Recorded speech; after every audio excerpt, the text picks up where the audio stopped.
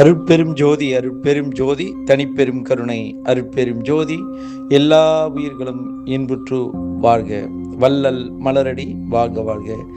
அன்புள்ளம் கொண்ட அடியார்கள் எல்லோருக்கும் கடவுள் பாதை ஜோதி கூமனோகர் வணக்கத்தை தெரிவித்துக் கொள்கிறோம். இன்று நாம் காணப்போகிற தலைப்பு திருவருட்பாவில் திருவருட் பிரகாச வரலாறு கூறிய நித்திய கர்ம விதி. நாம் தினமும் நம்முடைய வாழ்நாளில் தினே தினே என்ன மாதிரி செயல்கள் செய்ய வேண்டும், எப்படி உணவு உண்ண வேண்டும், காலையிலிருந்து இரவு படுக்க வரை என்னென்ன செயல்கள் செய்ய வேண்டும் பொதுப்படையாக. அதோடு இல்லாமல் இதை 3 பிரிவாக சுவாமி கூறியிருக்கிறார். சாதாரண விதி, பொது விதி, சிறப்பு விதி. அதை பற்றி நாம் விடயங்களை பார்க்கலாம். அருட்பெரும் ஜோதி அருட்பெரும் ஜோதி தனிப்பெரும் கருணை அருட்பெரும் ஜோதி. நித்திய கர்ம விதியில் சாதாரண விதி. சூரியன் உதயமாவதற்கு முன் நித்திரை நீங்கி எழுந்து விபூதி தரித்து சிறிது நேரம் உட்கார்ந்து கடவுளை தியானம் செய்தல் வேண்டும். பின்பு களிப்பாக்கு மிகுதியாகவும் வெற்றிலை சுண்ணாம்பு குறைவாகவும் போட்டுக்கொண்டு முன் ஊறுகிற ஜலத்தை உமிழ்ந்து பின்வரும் ஜலத்தை எல்லாம் உட்கொள்ளல் வேண்டும். பின்பு எழுந்து உள்ளே சற்றே உலாவுதல் வேண்டும். பின் மல ஜல உபாதைகளை கழித்தல் வேண்டும். மலம் கழிக்கின்ற போது வலது கையால் இடது பக்கம் அடிவயிற்றை பிடித்திருத்தல் வேண்டும். ஜலம் கழிக்கும் போது இடது கையால் வலது பக்கம் அடிவயிற்றை பிடித்திருத்தல் வேண்டும். மலமாவது ஜலமாவது பற்றற கழியும் வரையில் வேறு விடயங்களை சிறிதும் நினையாமல் மல ஜல சங்கற்பத்தோடு இருக்க வேண்டும். மலம் பின்னும் தடைப்படுமானால் இடது பக்கமாக சற்றே படுத்து பிராணவாயுவை வலத்தே வரும்படி செய்து கொண்டு மல சங்கற்பத்தோடு மல உபாதி கழித்தல் வேண்டும்.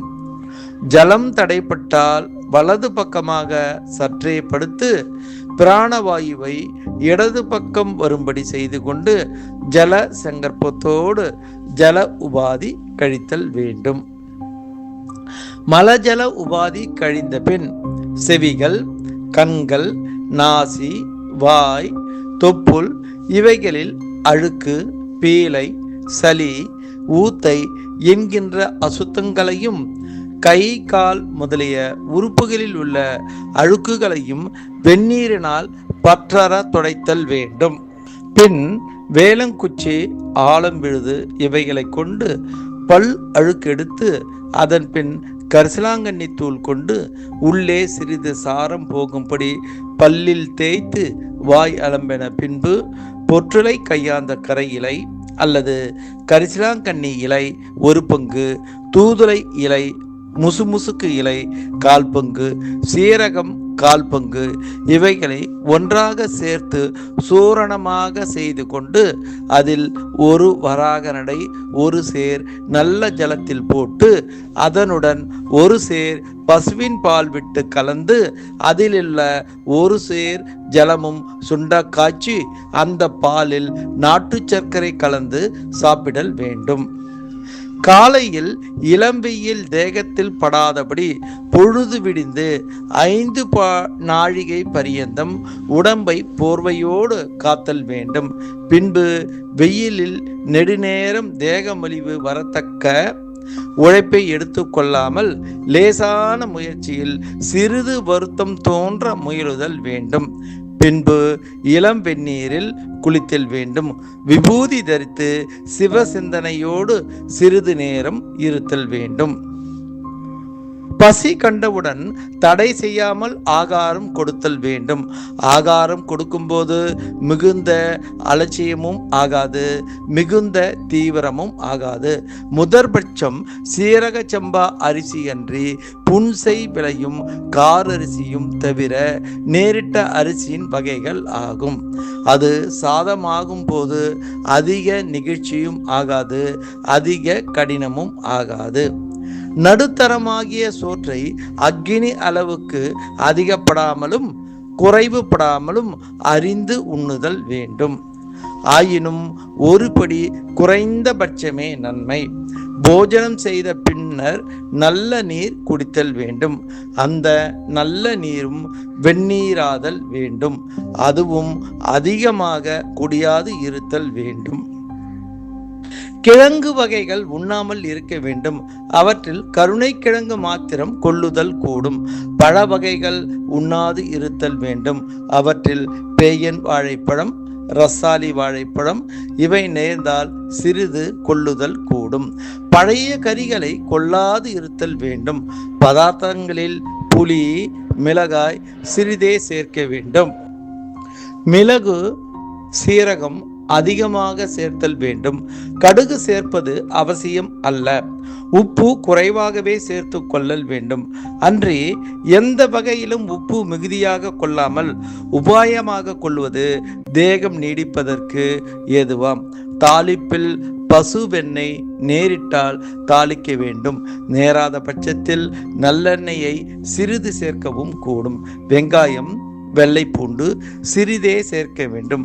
கத்திரிக்காய், வாழைக்காய், அவரைக்காய், முருங்கைக்காய், பீர்க்கங்காய், கல்யாண பூசணிக்காய், புடலங்காய், தூதுலங்காய், கொத்தவரக்காய் இவைகள் பதார்த்தம் செய்தல் கூடும்.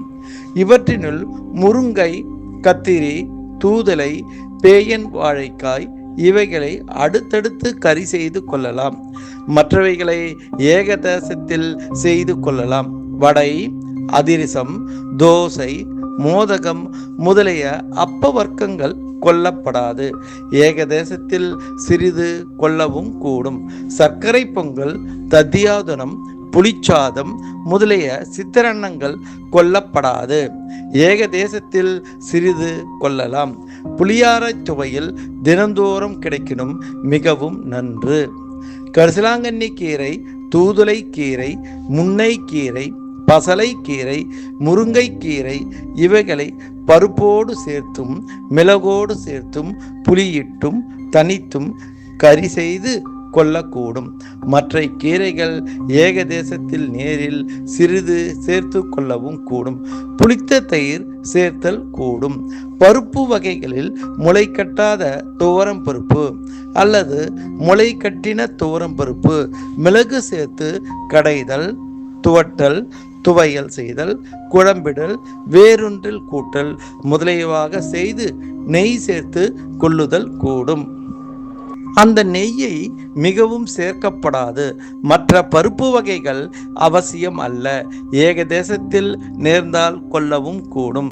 சுக்கை சுண்ணாம்பு தடவி சுட்டு மேலருக்கை சுரண்டி போட்டு சூரணமாக்கி வைத்து கொண்டு நல்ல ஜலத்தில் கொஞ்சம் போட்டு 5 பங்கில் 3 பங்கு நீர் சுண்ட 2 பங்கு நீர் நிற்க காய்ச்சி அதை தாகம் கொள்ளுதல் வேண்டும். நேராத பட்சத்தில் வெந்நீராவது கொள்ளுதல் வேண்டுமே அன்றி குளிர்ந்த ஜலம் கொள்ளப்படாது. எந்த போஜனத்தில் புலால் எந்த வகையினும் புசிக்கப்படாது. எப்படிப்பட்ட போஜனமாயினும் சிறிது குறையவே புசித்தல் வேண்டும். எந்த காலத்திலும் பசித்தால் அல்லது எந்த வகையிலும் போஜனம் செய்யப்படாது. வாத, பித்த, சிலேத்தமங்கள் அதிகரிக்கத்தக்க போஜனங்களை அறிந்து விடல் வேண்டும். பகலில் போஜனம் செய்தவுடன் சற்றே படுத்து எழுந்து அல்லது வேறு காரியங்களில் பிரவேசிக்கப்படாது. ஆயினும் நித்திரை வரும்படி படுக்கப்படாது. பகலில் எந்த வகையிலும் நித்திரையாகாது.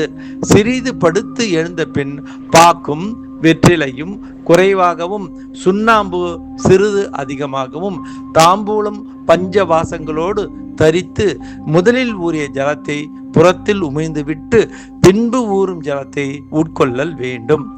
பகர் போஜனம் செய்த சுமார் 17 நாழிகைக்கு பின்பு பேயன் வாழைப்பழம், ரசாலி வாழைப்பழம், பங்களா வாழைப்பழம் சிறிது சர்க்கரை சேர்த்து நேர்ந்தால் சாப்பிடக்கூடும்.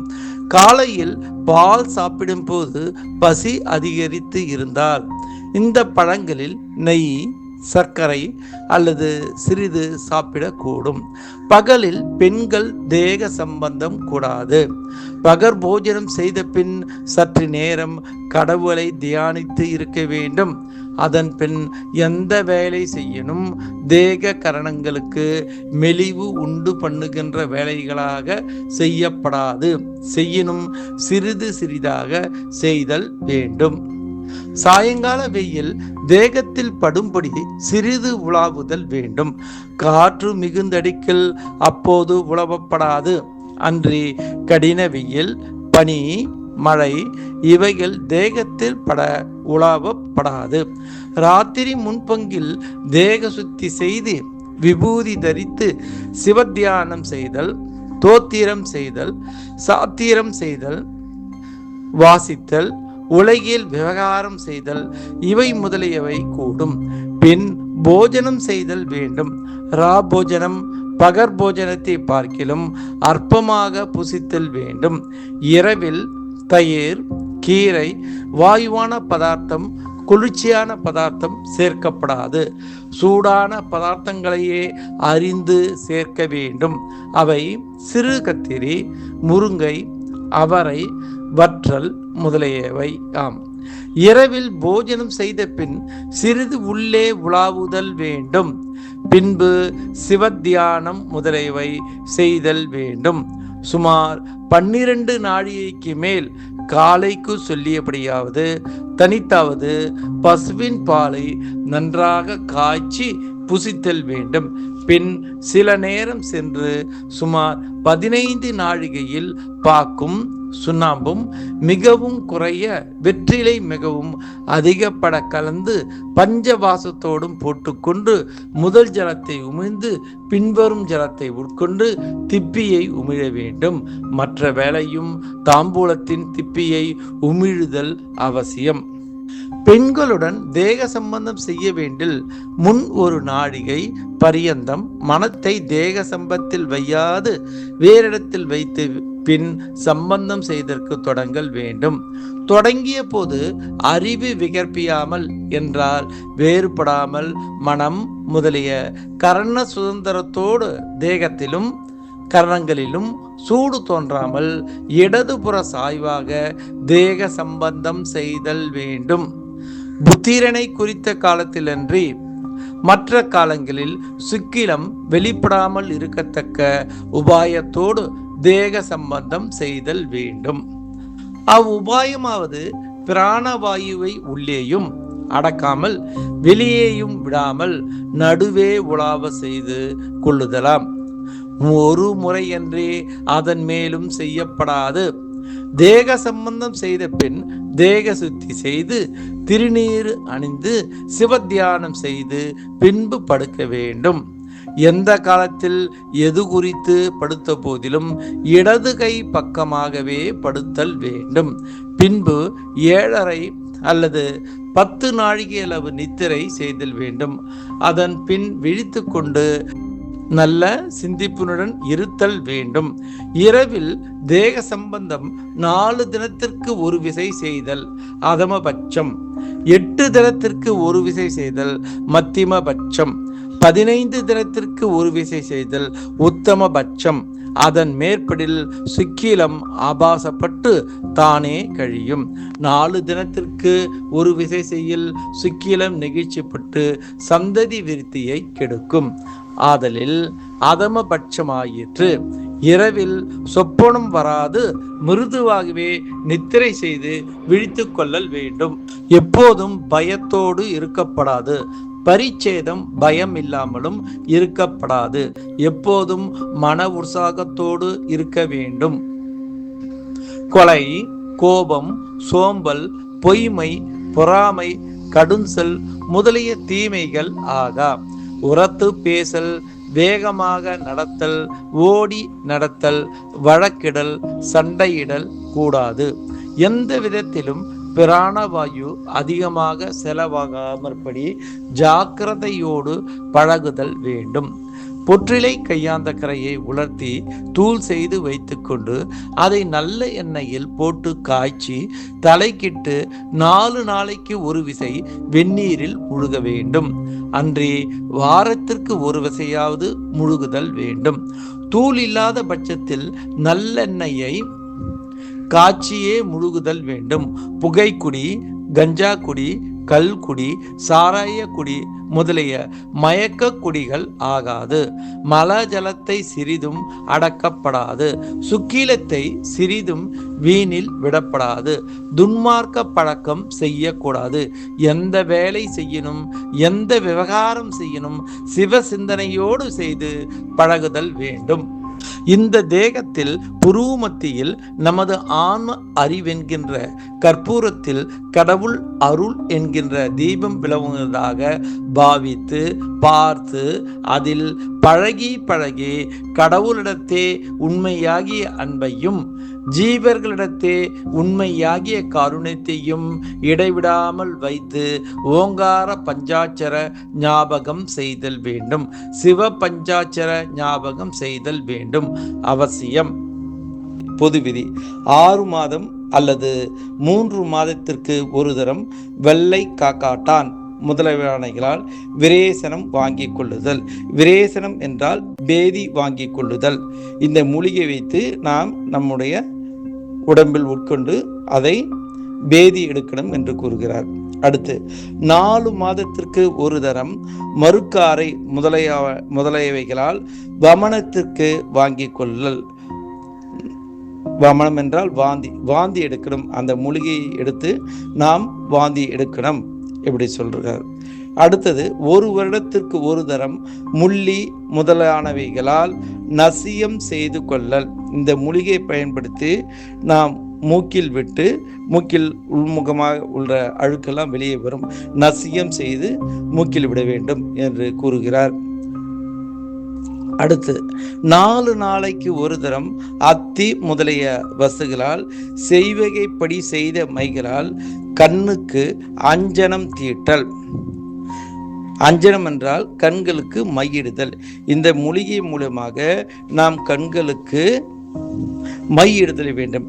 இப்படியாக நாம் நம்முடைய உடம்பை இந்த பேதி, வாந்தி, மூக்கில் அழுக்கெடுத்தல், கண்களுக்கு மையெடுத்தல், இந்த 4 விதமான செயல்கள் செய்தால் நம் உடம்பில் இருக்கிற அழுக்குகளாம் வெளியே வந்து ஒரு உடம்பு நல்லபடியாக இயங்கும் என்று இந்த 4 மூலிகையை கூறுகிறார்.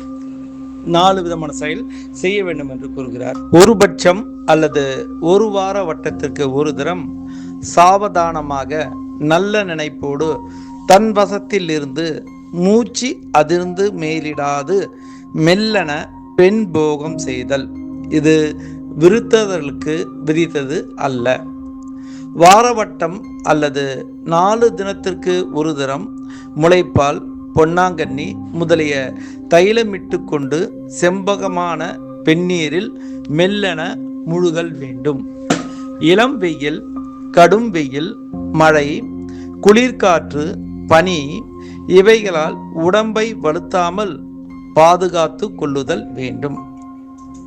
அடுத்ததாக கடுநடை, ஓட்டம், பெருஞ்சொல், பேரோசை, இசைப்பாடுதல், வழக்காடுதல், பெரு நினைப்பு, பெரும் சிரிப்பு, பெருந்துயர், மிகு பார்வை, ஊன்றி கேட்டல், துர்க்கந்த நற்கந்த முகர்தல், சுவை விரும்பல், பேர் உண்டி, பெரும் தூக்கம், வீண் செயல், பெருமுயற்சி, விளையாட்டு, மலம் அடக்கல், ஜலம் அடக்கல், தாகம் அடக்கல், பெருநீர் குடித்தல், சயன உணர்ச்சி, பயம், அகங்காரம், டம்பம், பேராசை, லோபம், கோபம், மோகம், மதம் இவை முதலிய தேகேந்திரிய கரண குற்றங்கள் அடையாது இருத்தல். பழஞ்சோறு, பழங்கறி, எருமைப்பால், எருமை தயிர், மோர், நெய், செம்மறிப்பால், தயிர், மோர், நெய், கேழ்வரகு, வரகு, திணை, சாமை, பருப்பு வகை, அதிரசம், அப்பம், சுகியம் முதலிய சிற்றுண்டி, தயிர்ச்சோறு, புளிச்சோறு முதலிய சித்திரான்னம், காரரிசி சோறு, முளைக்கீரை, அகத்திக்கீரை, முன்னை முதலானவ, இலைக்கறி, சுரை, பூசணை, பரங்கி, பீர்க்கங்காய், புடலங்காய், பாகல்காய், கடுகு, நல்லெண்ணெய், புளி, புகையிலை, கல், சாராயம், கஞ்சா, புலால், மாமிசம் முதலிய விளக்குகளை நீக்கி விதித்தவைகளை அனுசரித்தல். அதாவது இந்த பொருட்களை எல்லாம் நாம் உண்ணக்கூடாது என்று கூறுகிறார். அடுத்ததாக சிறப்பு விதியில் பற்றி பார்க்கலாம். நித்தியம் சூரியோதயமாக 5 நாழிகைக்கு முன்னே நித்திரை நீங்கி எழுந்திருத்தல் வேண்டும். எழுந்தவுடன் விபூதி தரித்து சற்று நேரம் செவ்வையாக உட்கார்ந்து கடவுளை ஊன்றி நினைத்து எழுதல் வேண்டும். அங்கனம் எழுந்து சிறிதும் தாமதியாமல் மௌனமாக சிறிது தூரம் நடந்து எவ்விடத்தில் மலஜல உபாதி நேரிடுகிறதோ அவ்விடத்தில் அப்பொழுதே ஒன்றும் சேஷ்டை இல்லாமல் விரைவு இல்லாமல் இருந்து அறவிடுதல் வேண்டும். பொற்றலை, கையாந்த கரை, கரிசிலாங்கண்ணி இவைகளில் ஒன்று கொண்டு உள்ளே சிறிது சாரம் போகவும் கபநீர், பித்தநீர் வெளியாகவும் தந்த சுத்தி செய்தல் வேண்டும். பின்பு திருநீறு தரித்து கொண்டு ஏகாந்தமாக ஓரிடம் பற்றி இருந்து சூரிய உதயனம் ஆகிற வரையில் கடவுளை தியானம் செய்து கொண்டிருத்தல் வேண்டும். உதயம் தொடங்கி சுமார் சாம பரியந்தம் தக்க முயற்சியோடு பழகுதல் வேண்டும். காலையில் உண்ணாமல் சுமார் 15 நாழிகைக்கு உண்ணுதல் வேண்டும். காலையில் சூரியன் உதயமானவுடன் தூதலை, பொன்னாங்கண்ணி, வில்வம், சீந்தில், பொற்றலை, கையாந்தகரை, புளியாரை, வல்லாரை, நன்னாரி, கடுக்காய், மிளகு, அருகம்பேர் இவைகளில் யாதாயினும் ஒன்றை பசும்பாலில் சுத்தி செய்து சூரணமாக்கி கொண்டு சர்க்கரையில் கலந்தாவது அல்லது சூரணமாகாவது பசும்பாலில் அனுபானித்தாவது சிறிது சிறிதாக உண்ணுதல் வேண்டும். சுமார் 15 நாழிகைக்கு உண்ணத் தொடங்கும் போது முன்பு புசித்த போஜனம் முழுதும் ஜீரணித்ததை நன்றாக ஊன்றி அறிந்து பின்பு ஜீரணித்த அக்கணமே விருப்பால் ஏறாமலும் வெறுப்பால் குறையாமலும் தராசு முனை போல் அளவு அறிந்து அந்த அளவின்படி அதிக விரைவாகவும் அதிக தாமதமும் இல்லாதபடி சமமாக புசித்தல் வேண்டும். புசிப்பில் பச்சரிசி சாதம், பசும்பால், பசுனை, முருங்கை, கத்தரி, முல்லை, தூதலை முதலிய இளங்காய், பொன்னாங்கண்ணி, தூதலை முதலிய இளங்கீரை இவைகளில் மிளகு 1 பங்கு, சீரகம் காலே அரைக்கால் பங்கு, வெந்தயம் 1/4 பங்கு, புளி வீசம் பங்கு, உப்பு வீசம் பங்கு, மிளகாய் வீசம் பங்கு சேர்க்கப்பட்ட கறி அமுது, குழம்பு ரசம் முதலானவைகளை கொண்டு பெருங்காயம், வெங்காயம், வெள்ளை பூண்டு முதலானவைகளை தள்ளி புசித்தல் வேண்டும். புசித்த பின்பு மத்தியானம் தொடங்கி 25 நாழிகை பரியந்தம் சத்துவமான விவகாரங்களை மெல்லென இருந்தபடி நடத்தல், பிறர்க்கு விசேஷம் கேளா வகை படித்தல், மெல்லென பேசல், இவையன்றி நல்ல நினைப்போடு இருத்தல். காலை, மத்தியானம், சாயங்காலம் இப்பொழுதுகளிலும் மத்தியிலும் நித்திரை செய்யாது இருத்தல் வேண்டும். மத்தியான போஜனம் செய்கிற பொழுது அடிக்கடி தாக நீர் குடியாமல் போஜனம் செய்த பின்பு ஒரு தரமாக இளஞ்சூடுள்ள வெந்நீரை கிரமமாக தாகத்து கொண்டு குளிர்ந்த ஜலம் சிறிதும் கொள்ளாது தள்ளுதல் வேண்டும். மத்தியானத்தில் சுமார் 5 நாழிகை பரியந்தம் செவ்வையாக ஓரிடத்தில் இருந்து மனதை ஒருவழிப்படுத்தி தெய்வ சிந்தனையோடு இருத்தல் வேண்டும். காலை புணர்ச்சி, பகற்புணர்ச்சி, அந்தி புணர்ச்சி, இரவு முன் பங்கு புணர்ச்சி, காலை போஜனம், அந்தி போஜனம் முதலானவை இல்லாது இருத்தல் வேண்டும்.